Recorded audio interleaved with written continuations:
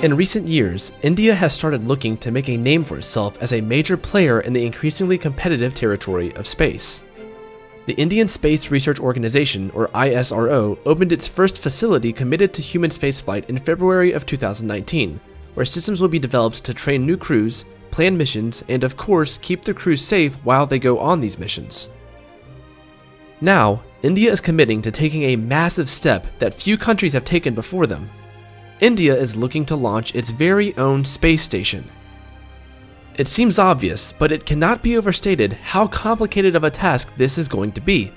So far, only the United States, China, and Russia have had their own space stations, though multiple countries claim partial ownership over the International Space Station, hence its fitting name. While it is absolutely ambitious, the announcement that India plans to create a space station isn't too surprising when you observe the country's recent space-related aspirations. India is including the creation and launch of this space station in their larger Gaganyaan mission. Before they join the ranks of countries with space stations, they first have their eyes set on launching a crewed vehicle in late 2021. Even sooner is their plan to launch an unmanned vehicle to the moon. On July 15, 2019, the Indian spacecraft called Chandrayaan-2 will attempt to land on the uncharted south pole of the moon. So far, the Indian government has committed 10,000 crores to the Gaganyaan mission, which is roughly $1.5 billion. If all goes well, they will create a space station that has a mass of 20 metric tons. It will orbit the Earth at an altitude of roughly 300 to 400 kilometers, or 186 to 248 miles, and it will be able to accommodate astronauts for up to 20 days in space. The ISRO won't have many more specific details until after their first manned mission is completed, but they made one thing clear.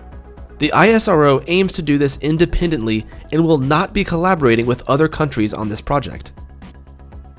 The current plans for the Indian space station make it a good deal smaller than the International Space Station, which has a mass of roughly 408 metric tons, but it's over double the size of China's first space station, the Tiangong-1, which had a mass of about 8.5 metric tons.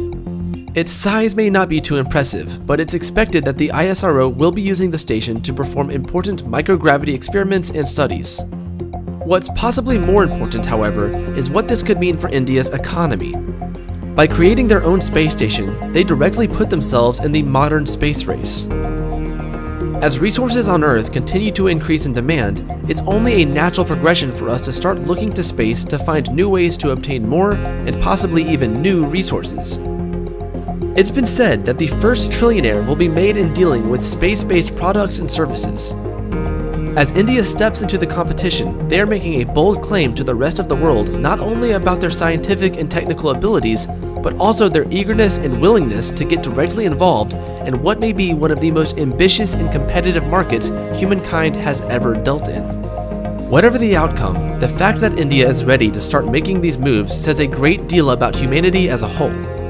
Our future is not to be tethered to this Earth. Space calls to us as a species, and now India is ready to help us answer that call.